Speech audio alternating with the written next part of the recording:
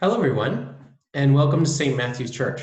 My name is Reverend Philip Stonhouse, and this is your children's story for the week.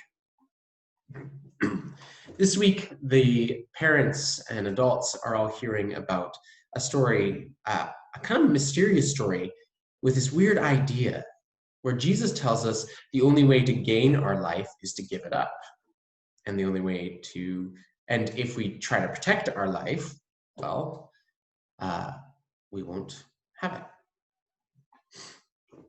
And I thought there'd be a funny way of sort of looking at this in looking at toys. So you'll see behind me, we've got Baby Yoda. Does everyone know who Baby Yoda is?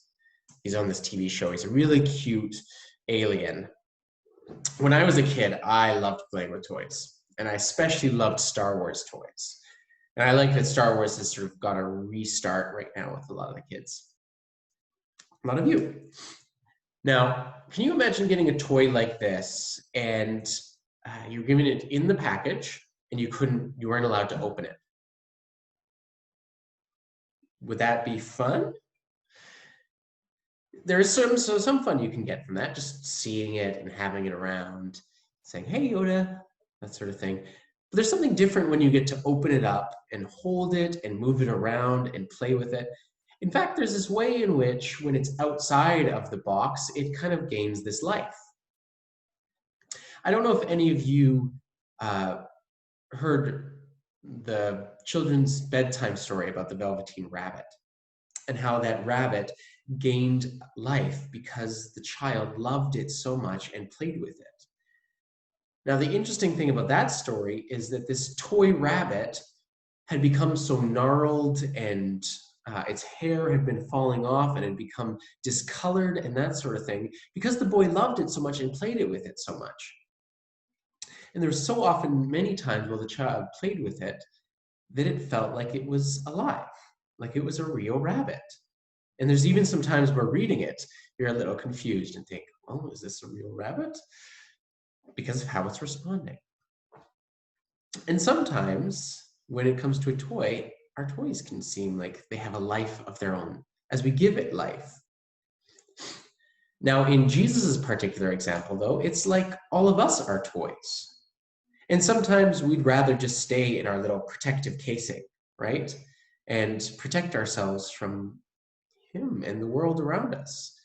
Because we know as we move out in this world, our hair is going to fall out, we're going to get a little discolored, get too much sun, and then maybe we'll get a tan or our skin will fall off, or we'll get scars and cuts and that sort of thing. And if we're always scared of that, then we might not always live like we should. You know, if we're scared of getting hurt, we might not always live in a way that's loving and giving to others, that we actually can give ourselves to others.